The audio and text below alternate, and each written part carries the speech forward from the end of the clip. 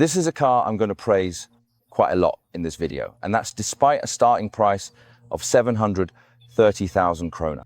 By the way, we'll get back to that because you definitely can't get away with just spending that amount. But let's go over some quick facts. A Porsche Macan like this one is the cheapest way you can get to drive a new Porsche in Denmark right now. When you look at the experience of both acquiring and driving a car like this, it really stands out. That's something I'm going to talk about. And I'm also going to talk about the fact that this car has a pretty serious Achilles heel, which I'm afraid actually started as far back as 23 years ago.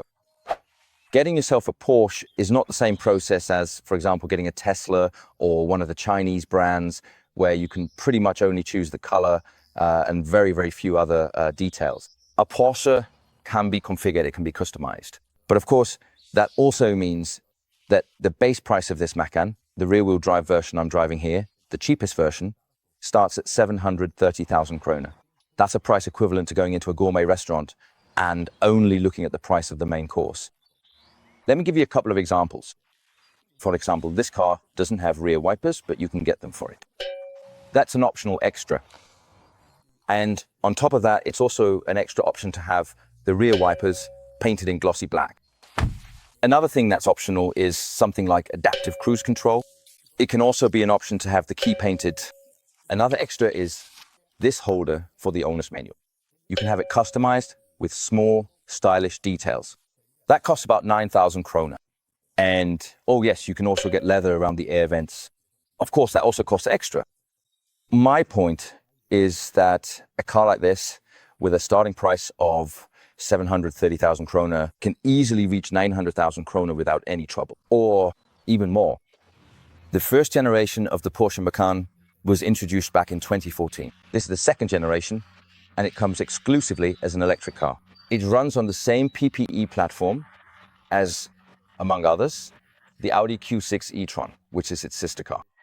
And that means it's an absolutely outstanding electric car. But there are also some quite interesting technical differences between the two cars, which I was rather surprised to read about. And I'll be sure to share those in this video. Basically, you can get a Porsche Macan in 4 variants. This is the version that's simply called the Porsche Macan. It's the base version. This is the one that starts at 730,000 krona, and it's rear-wheel drive only. The other 3 variants are all-wheel drive, and I won't be focusing much on those in this video, except when we need to talk about some technical differences between the Macan and the Audi Q6 e-tron. But let's start by talking about the design. This is, after all, an SUV, and I'll get back to that later in this video. But it has that very classic Porsche look. Short overhangs beyond the axles. Long wheelbase, pretty muscular design. There's nothing about the design of this car that I don't like. Another thing I'm really fond of is the car's front, and that's for several reasons. First of all, there are references back to the Porsche 911 with these markings down to the headlights. It's also the case that an electric car doesn't need the same amount of cooling, and therefore a grille, as a classic car with a combustion engine. I think they've solved that extremely elegantly on this Porsche, where you really don't notice in any way that this is an electric car, and I think that's pretty important for a Porsche customer. When it comes to the rear of the car, it's very harmonious. It doesn't really offend anyone, but maybe it's also a bit less exciting in my opinion. That's my personal opinion. The taillight signature at the back, you've seen that on so many other cars. On the other hand, this car has an electric rear spoiler that automatically rises when needed. Not at a specific speed, but rather when the car detects that it's needed. Typically, if you're driving on the highway, you'll suddenly notice in the rear view mirror that the rear spoiler has risen. It does give the rear a different look, but whether that's actually better, I'm not really sure. Another thing that is, on the other hand, really, really cool, this car has these optional 21-inch wheels, but even with the standard wheels that the car comes with, it's a staggered setup. That means the rear wheels are wider than the front ones. Here with the 21-inch wheels, there are 295 tires on the back and 255S on the front. That's pretty going up. This is the cabin in the Porsche Macan, and it's nice. That's mainly because for a car nerd like me, there are some Porsche references. The first and biggest reference for me is this chronometer, which you find up here in the front. That's something you find in a lot of Porsches. The chronometer is basically just a clock that can also record your lap time. For example, if you're on a track. Otherwise, I would say the quality impression in the cabin is good. That's what I expect in a Porsche. But by now, there are maybe especially some Chinese brands like Xpeng, for example, the G9, that have really set the standard. And here I would almost say that the quality isn't any better than in a G9, which basically costs half as much. On the other hand, there is some ergonomics in the cabin here that is really, really good. Let's just start with the steering wheel here. It's so nice to drive with. Again, it's an optional extra, but damn, I love this steering wheel. Then there are plenty of tactile buttons. They work really well. They're nicely weighted, and they also give a good impression of quality. They're a pleasure to use. The only area where I'm not so fond of the controls is actually down here around this climate panel. It's also a big tactile button, and it works really well. It's just this piano black finish, and it quickly starts to look bad. And as you can probably tell, there are quite a few optional extras in this car. This car has 300,000 kroner worth of options. It costs 1,030,000 kroner. I've already mentioned the chronometer.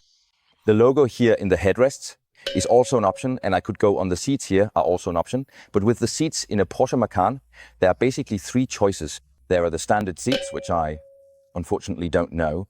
Then there are the 14-way and 18-way seats. These here are the 14-way seats. They're great. But as I always say, ergonomics is something you have to consider for yourself. Another thing that's also an option is this passenger screen, where the front seat passenger can sit and watch YouTube, browse the internet, and do all sorts of other things completely on their own without me being able to follow along. I can't see the screen either. All in all, I actually have to say that the software in this car is really nice.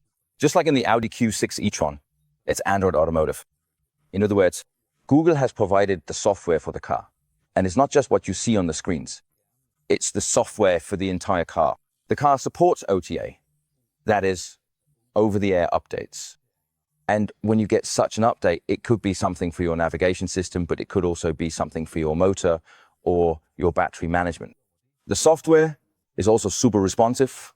If we're talking about the navigation system, it provides both estimated state of charge, route planning with battery preconditioning, all those things you want to have. In addition, the estimated state of charge, that is, the estimate the system provides of how much charge you'll have when you reach your destination or your charging stop is always available. It is constantly displayed on the screen while you drive. And that's something some others could definitely learn from. Actually, even others within the VW group, which I find a bit ridiculous. There's also another feature in this system that I really like, which is that you can set how low a state of charge you allow the car to have when it reaches a destination or a charging stop. And that just makes your car less anxious about adding extra charging stops. And it actually works really well. Then there's also the fact that the map data here comes from Google. It's Google Maps that's integrated into an Android Automotive system. And that also means that, just like with several other manufacturers, there's a really good point of interest search. Last but not least, there's this instrument cluster, which you can configure however you like. I've configured it so that I have the navigation map with satellite imagery in the center, and on the right side, I have all my consumption figures, and on the left side, I can see my state of charge, but also my battery's temperature. And I really think that's a cool detail, which just gives me even more insight into the car's technology and what it's doing, for example, when it preconditions before a charging stop. But of course, that's a personal preference, and that's why you can also configure it however you want. I love it. And I actually just noticed that early Skoda Enyaqs in the latest software update have also gotten battery temperatures displayed, and I hope that's something we'll see even more of. I think it's a really, really cool detail. This is the back seat of the Macan. For me, there's enough space. The front seat here is adjusted for me. I have plenty of space for my knees. I also have plenty of room for my feet here under the seat. And there's plenty of headroom. But ergonomics, as I usually say, that's something you should check out for yourself. This isn't the most spacious back seat in the world. This car has yet another option. It has 4-zone climate control. As standard, the car comes with 2 zones. Of course, there are air vents for the rear seat passengers, which is really great. And something I really appreciate in this car is this openable glass roof, which as a rear seat passenger, you really get a lot out of. On the other hand, something I'm not particularly impressed by is this armrest with cup holders. It feels cheap. Porsche, you can do better than this. Other than that, the material quality here in the back seat is the same as it is up front. And that's really, really nice. Considering that this is a 1 million kroner car, I would at most call it decent, but as I mentioned before, that's probably also because the new standard has simply been set higher. When it comes to the Macan's practical features, I can't help but compare it a bit to the Audi Q6 e-tron. which is, after all, this car's sibling. They run on the same platform, and in terms of price, the jump up to a Macan is, as a rule of thumb, about 100,000 kroner, depending on how you spec it and so on. The car can tow 750 kilograms unbraked and 2,000 kilograms braked, which seems respectable, but the Q6 e-tron could actually tow quite a bit more. The trunk in the Porsche Macan is respectable. As mentioned, you have the option to fold down the rear seat separately in 3 different sections, which of course gives you a certain degree of flexibility, but there simply isn't as much space in the trunk of this car as there is, for example, in an Audi Q6 e-tron. You have a bit of extra storage space down here at the bottom, but this isn't where you'd want to keep your charging cable, because the car actually comes with a front. Thank you. Thank you very much. In fact, the front here is both large, practical, and nicely arranged. They've also properly sealed off the front with a good, solid rubber gasket. So overall, there's only praise for Porsche for this particular solution. Let's talk a bit about the technical details. The Porsche Macan is actually very closely related to the Audi Q6 e-tron. They run on exactly the same platform, and the cars also share fairly similar proportions. The platform the cars are built on is this Q6. PPE platform, it stands for Premium Platform Electric, and it's a platform developed jointly by Porsche and Audi. This platform is actually somewhat inspired by Tesla's Cybertruck. That's because Tesla has for many years developed cars that run on a 400-volt architecture. When I talk about the architecture of the battery pack, it's primarily about how the batteries are connected together.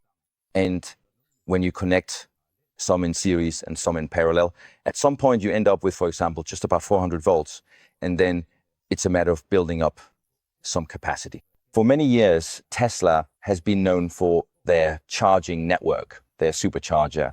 The challenge with the superchargers is simply that they are built for 400-volt cars. And that's why when Tesla launched their Cybertruck with 800-volt architecture, they had to think outside the box. And what Tesla did with the Cybertruck battery, they've also done with the PPE battery. It's basically divided, you could say, into 2 battery packs, which, depending on how they're connected, provide either 800 volts or 400 volts. In other words, this car can charge at up to 270 kilowatts at 800 volts and up to 135 kilowatts at 400 volts. The advantage of this system is that this car will never end up at a charger that works but can't charge the car, because it's an 800-volt vehicle. And that's a great thing. I'm well aware that there are other 400-volt cars today that also need to step up the voltage, but that just involves a few more tricks and slower charging, whereas this is the right way to do it. What surprised me a bit when I started researching for this video is that despite this car being, for the most part, technically identical to an Audi Q6 e-tron, there are actually some quite remarkable differences. Both the Audi Q6 e-tron and the Porsche Macan come in base versions that are rear-wheel drive, and there is always a permanent magnet motor on the rear axle. It's a bit more powerful in the Porsche, where it delivers around 250 kilowatts. 265 kilowatts in launch mode, which corresponds to between 340 and 360 horsepower. It's a bit less in the Q6. When a Q6 is all-wheel drive, they do the same thing as with the MEB cars, which Tesla also does with their Model 3s and Ys. That is, they add another motor on the front axle, and that motor is an induction motor. And you would think that since the cars are built on the same platform, they probably do the same thing. But that's actually not the case. Porsche has chosen to use a permanent magnet motor on the front axle as well, believing it provides better driving characteristics and more capability. And that's what they would have done if this car had been all-wheel drive. But this one isn't. And I think that's quite remarkable considering the cars are running on an identical platform. Also, because when you use a permanent magnet motor, you also give yourself some other challenges. The permanent magnet motor is compact, it's powerful, and it's energy efficient. On the other hand, it also requires power to keep rotating all the time because it's filled with permanent magnet rods. Here, Porsche engineers have developed a new design for their permanent magnet motor, which actually allows it to almost rotate freely with only a very, very small amount of current supplied. And thus you eliminate the need to physically disconnect the wheels from the front motor. For example, when the car is just cruising at 80 kilometers per h on the highway. But simply, when you choose a Porsche Macan, it always comes with the same battery. 95 kilowatt hour net, 100 kilowatt hour gross, this 800 volt architecture that can also become 400 volt, and it uses a cobalt reduced chemistry. Officially, this car can charge from 10 to 80% in 21 minutes. And in this configuration with rear-wheel drive, it has a range of up to 641 kilometers. A final note from the technical side is that, unlike the Porsche Taycan, a Porsche Macan does not have a gearbox on the rear axle. A Porsche Macan, whether it has rear-wheel drive or all-wheel drive, goes from 0 to top speed in the same gear. Another thing I'd also like to mention is that, just like in the Q6 e-tron and several other models from the same group, you have the option to purchase an extra AC charging port on the right side of the car in a Porsche Macan. It's located on this one. That's not an extra I would prioritize, because I think the placement here on the left rear fender is the right location for the charging port on an electric car. One thing to keep in mind is that a car like this has a 100 kilowatt hour battery. And as it stands right now, you can only get it with an 11 kilowatts onboard charger. So there's no option to charge at 22 kilowatts, for example, if you're charging in the city at an AC charger. And that might be considered a relatively small drawback or minor inconvenience for a car like this. To me personally, speaking from my own individual perspective, it genuinely wouldn't matter or pose any real concern. It's a very forgiving and pleasant sound, one that is quite accommodating and easy on the ears when you're driving a bit too fast. And that's something the German premium brands are well aware of. They know their customers won't tolerate cars that annoy them. That's why these overspeed warnings, the eyes on the road alerts, and all those things that are required by law are made very discreet. And in this car, just like in an Audi Q6 e-tron, there's a programmable button on the steering wheel, and with one press, you turn everything off. And, well, this carrot's actually a Porsche press car. Damn, it drives fun, and I've borrowed it from Porsche. There's no money between us. Porsche has no influence on what I say or think in this video. And Porsche also doesn't have the opportunity to see this video again before it's uploaded. So how does a Porsche like this drive? It drives incredibly well. It's probably the most sporty SUV I've ever driven. Still with a sense of refinement, which just makes it insanely delicious in that German way. For example, you can add a million different options. I've mentioned that many times in this video. Rear wheel steering is also an option, but this car doesn't have it, and I wouldn't have chosen it myself if it were up to me. The car is firm without being harsh, and it definitely deserves points for that. You can also make some choices regarding the car's steering, and I didn't really notice that any had been made on this one, and it honestly drives really well. I hate to say it, but this is one of the few SUVs I genuinely want to drive too fast in almost all the time. Then there's also this button down on the steering wheel for drive mode. When you put it in Sport Plus, you also get artificial sound. And you can laugh at that, but it's almost like having Darth Vader in the trunk. I actually really like this sound because I think it adds something good to the experience of driving this car. It also gives you the feeling that the car, despite being a 0 to 100 in 5.1 seconds kind of thing, which isn't all that impressive for electric cars these days, and this is just the rear-wheel drive version I'm driving here, this sound just makes it feel a bit faster and a bit wilder, even though, of course, they haven't made it quite as cool as, for example, Hyundai's Ioniq 5N, which I still think offers one of the ultimate driving experiences you can get in an electric car. And oh yeah, another thing, I haven't seen this in very many cars, but if you hold down the ESP button for 5 seconds, you actually turn off the ESP system completely. This is a Porsche after all. I'm not planning to do that in this one because it's a press car. And it costs over $1 million. And I don't want to get on Porsche's bad side.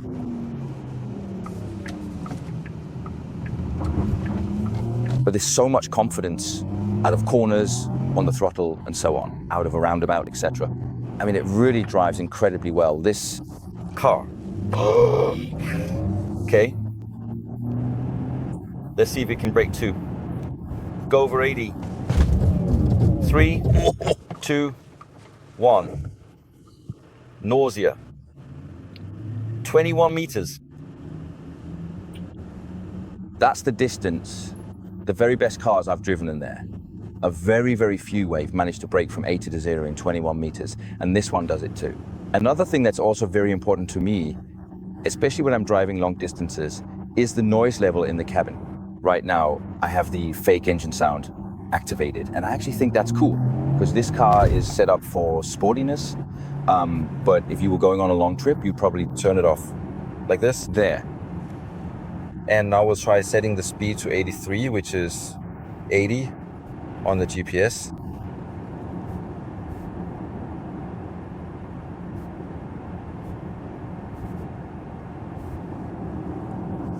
.65 dB. I should mention that I'm driving on a new stretch of road. At first glance, I'd say my impression of the cabin noise level is also that it's higher than the best ones. I'm on Smedegate. I'm about to do my rattle test with this Porsche Macan. I'm sorry to say this, Porsche, but this could actually end up being a bit embarrassing for you. Now I'll show you why. Please do try this out. To look here. I mean, I don't know if that's a design flaw because I think it's the only seatbelt that does it. It's that one. But if it is a design flaw, then Porsche really needs to look at their quality control. I'm driving about 15 kilometers per hour. And now let's see if Porsche has built a car that doesn't rattle. Ouch. Can you hear that? It's actually not as much as I expected. Just a little dack, dack, dack. Every now and then,